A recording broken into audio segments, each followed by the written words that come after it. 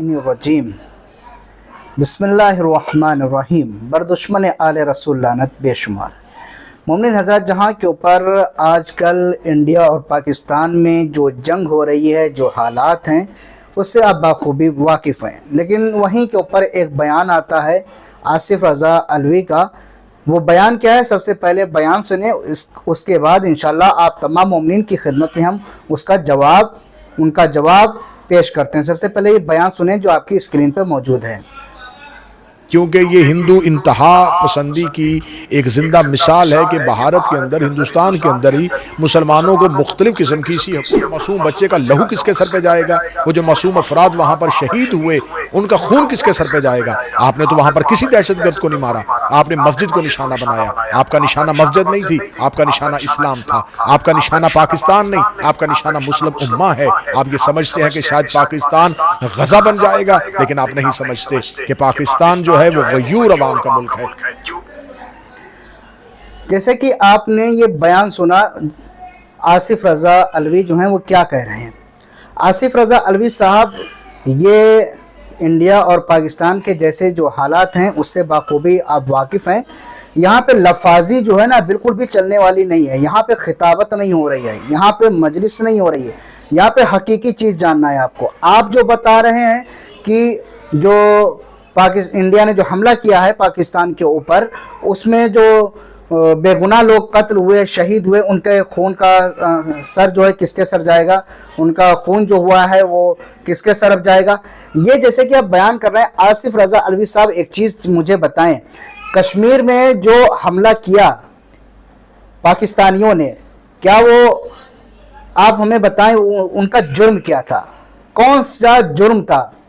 वो सारे के सारे टूरिस्ट थे और उनमें शहीद होने वाला, इंडिया में जो लोग शहीद हुए हैं उनमें एक शहीद होने वाला सैयद हुसैन शाह भी है, जो आतंकवादियों से लोगों की जान को बचा रहा था। उसने अपनी जान गंवा दी।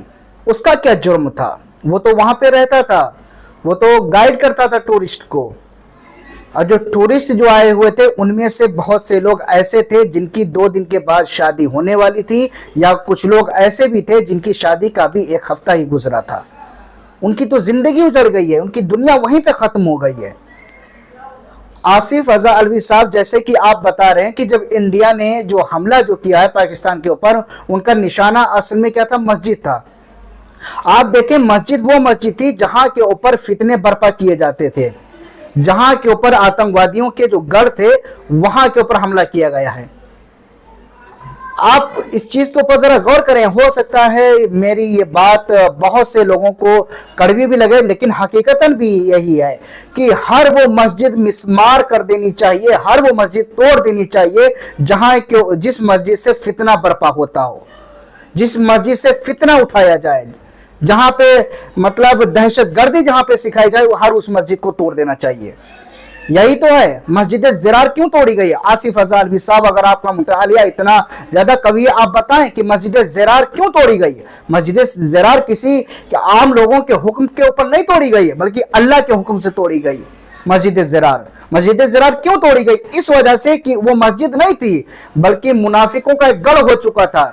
वहां के ऊपर आके लोग साजिशें रचते थे, वहां पे आके लोग मनगढ़ंत चीजें रचते थे कि नबी के साथ क्या करना है, क्या नहीं करना है, कैसे क्या करना है, ये सारी चीजें रचते थे। इसलिए अल्लाह का हुक्म आया, उस मस्जिद को मिस्मार कर दिया गया। आप बताएं, हर वो मस्जिद मिस्मार कर देनी चाहिए जहां के ऊपर आतंकवादियों को, जहां पे तरबियत दी जाती हो, जहां पे आतंकवादियों की परवरिश की जाती हो। आप मुझे बताएं कि उन कश्मीर लोगों का, कश्मीरी भाइयों का क्या जुर्म था? जो सैयद हुसैन शाह को जो और हमारे हिंदू भाइयों को जो शहीद किया गया है, उनका जुर्म क्या था? क्या उन्होंने किसी को कत्ल किया था? क्या उन्होंने किसी को गोली मारी थी? वहां पे टूरिस्ट थे। आप हकीकत को जाने आसिफ रज़ा अलवी साहब, ये कोई मजलिस नहीं है जहां पे आप लफाजी बांधेंगे कि मेरा काम चल जाएगा। नहीं, आप इस चीज को देखें कि हकीकतन है क्या चीज। अब जब हमला किया इंडिया ने, उसका जवाब जब दिया है, तो आप कह रहे हैं कि इनका खून जो हुआ है, ये शहीद हुए हैं, किसके सर पे जाएंगे? किसके सर पे जाएंगे? तुम्हारे पाकिस्तान का जो हाकिम है उसके सर के ऊपर जाएंगे। और किसके सर के ऊपर जाएंगे? आप देखें, वो मुल्क ही क्या जहां के ऊपर आतंकवादियों की परवरिश की जा रही हो। आपके मुल्क को चलाने वाला कोई क्या नाम हाकिम नहीं है, کوئی حاکم نہیں چلا رہا، آپ کے ملک کو چلانے والا کون ہے؟ آرمی ہے۔ آرمی جو چاہے جب چاہے جو چیز چاہے وہ ہمیشہ کر سکتی ہے، آرمی آپ کے یہاں کی۔ لیکن آپ اس چیز سے اندھے ہو چکے ہیں، آپ اس چیز کو دیکھ نہیں رہے ہیں۔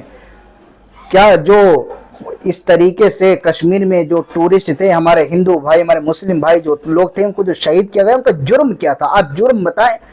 اس کے بعد آپ ایک اور بیان دے رہے ہیں کہ ہم کو کوئی ثابت کر کے دکھائے۔ ارے آپ کوئی حاکم ہے جو آپ کو کوئی ثابت کر کے دکھائے گا؟ پاکستان نے ہمیشہ جب بھی دہشت گردی اگر حملہ ہوا ہے، پاکستان نے ہمیشہ اپنے آتنکوادیوں کا انکار کیا ہے کہ یہ میرے نہیں ہیں، ہمیشہ منع کیا ہے۔ آپ دیکھیں اجمل قصاب نے جب حملہ کیا تھا